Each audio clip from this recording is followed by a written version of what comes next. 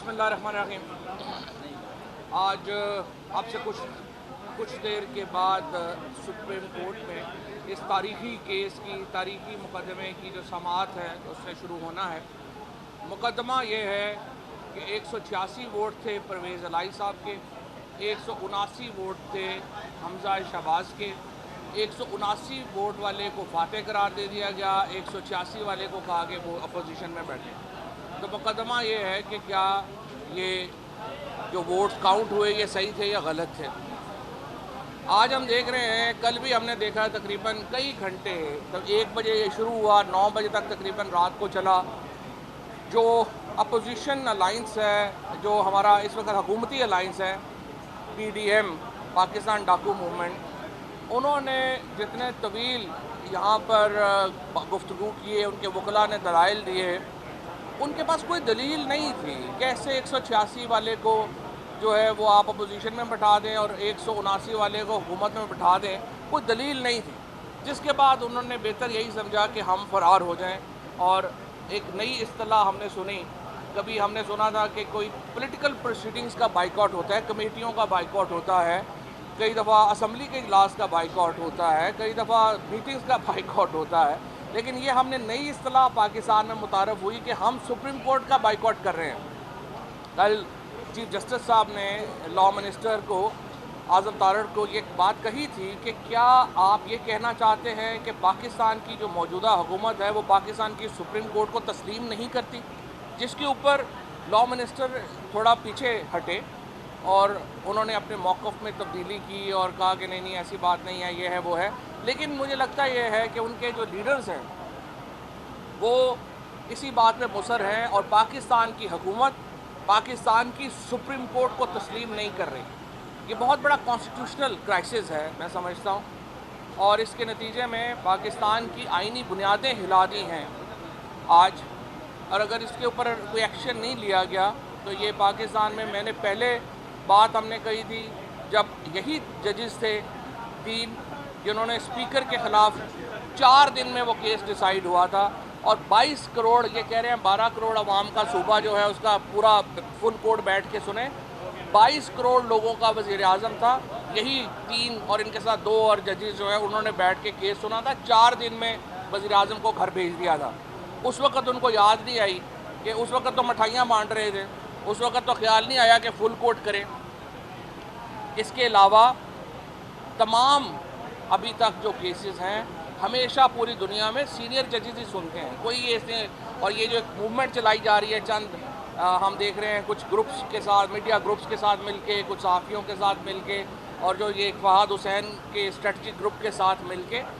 असल मसला पाकिस्तान का क्या है? असल मसला ये है कि आप जब अवाम के फ़ैसले को तस्लीम नहीं करते, बहरान आते हैं। इमरान खान को पाकिस्तान के अवाम ने 5 साल के लिए वज़ीर-ए-आज़म मुंतखब किया था। क्यों उनके ख़िलाफ़ साजिश की गई? उनके ख़िलाफ़ साजिश के जो तमाम किरदार हैं आज शर्मिंदा हैं, और वो इसलिए शर्मिंदा हैं कि उन्होंने अवाम के फ़ैसले को तस्लीम ना करके पाकिस्तान में गैर ज़रूरी सियासी बहरान पैदा किया गया। इसी तरीके से पंजाब के अवाम ने जब फ़ैसला दे दिया नून के ख़िलाफ़, इनका फ़र्ज़ था उस फ़ैसले के सामने सर तस्लीम खम करते। हमजा शरीफ को इस्तीफ़ा दे देना चाहिए था जब इलेक्शन रिज़ल्ट आए। आप क्यों चाहते हैं चिमटे रहना? और मैंने उस दिन तारीफ़ भी की थी जब मरीम नवाज़ ने और मलिक अहमद ख़ान ने जब इस शिकस्त को तस्लीम किया और कहा कि हम इलेक्शन हार गए हैं, कोई बात नहीं। वो एक मूवमेंट और रिट्रोस्पेक्शन थी PMLN के लिए। उनको उस वक़्त अपनी पॉलिसी के ऊपर गौर करने की ज़रूरत थी। क्यों वो इलेक्शन हारे, उनकी क्या सियासी गलतियाँ हैं, उनको अपनी सियासी क़यादत पंजाब में तब्दील करनी चाहिए थी। बजाय वो करने के, बजाय अपने गिरेबान में झांकने के, आप डिप्टी स्पीकर को मैनेज करें। उसके बाद आप कह दें जी हम वोट ही काउंट नहीं होगा, 186 वाला पोजीशन में बैठ जाए, 179 वाले को आप वज़ीर आला बना दें, हमने चिमटा रहना है किसी तरीके से। इस तरह तो जमहूरियत नहीं चलती। जमहूरियत चलती है जहाँ हारने वाला अपनी हार को तस्लीम करे। साजिशों से आप हुकूमतें बनाएं और गिराएं नहीं। और अगर हर इदारा, हर जो पॉलिटिकल पार्टी है वो हर वक्त साजिशों में लगी रहेगी हुकूमतें हटाने के लिए, गिराने के लिए, तो पाकिस्तान में कभी हम आगे नहीं जा सकेंगे।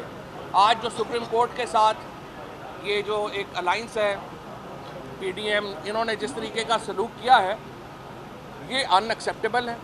इसके नतीजे में जो पाकिस्तान की मैं समझता हूँ बार एसोसिएशंस ने जिस तरीके से रिएक्ट किया है, मैं देख रहा हूँ कि पेशावर बार ने, लाहौर बार ने, इस्लामाबाद बार ने, उनके साथ दर्जनों और बार एसोसिएशंस जो हैं उन्होंने इसकी सख्त मजम्मत की है।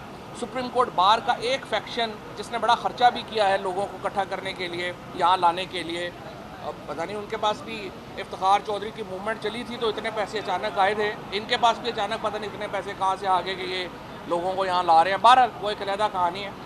मैं ये समझता हूँ अवाम के फ़ैसले के सामने सर तस्लीम हम करें, सुप्रीम कोर्ट के ऊपर भी ज़्यादा बोझ सियासत का ना डालें। ये केस बनता ही नहीं था यहाँ पे आने का। जिस दिन इलेक्शन हो गए थे, आप नून लीग इलेक्शन हार गई थी, उन्हें रिज़ल्ट तस्लीम करके हुकूमत से अलहदा हो जाना चाहिए था। बहरहाल ये कोई सियासी फोरम नहीं है जिसका आपने बाइकआउट किया है। कल को तो किसी भी कत्ल के मुल्ज़म होगा वो कहेगा जी मैं तो जज के सामने पेश ही नहीं होता, मेरी मर्ज़ी है, मैं नहीं पेश होता, मैं बाइकआउट कर रहा हूँ। तो फिर आप जो है वो क्या सारी रोज़ जो है वो 50 जज इकट्ठे करते फिरेंगे? इस तरह से नहीं होता। आप चीफ जस्टिस को डिक्टेट नहीं कर सकते। मैंने कल भी ये कहा था, फुल बेंच बनाना, लार्जर बेंच बनाना चीफ जस्टिस का इख्तियार है। कतई तौर के ऊपर कोई उन्हें ब्लैकमेल करके ये बेंचेस इस तरह से नहीं बना सकता। ये नाकाबिले कबूल होगा। अदलिया को आज़ादी से काम करने दिया जाए, ब्लैकमेलिंग ख़त्म की जाए।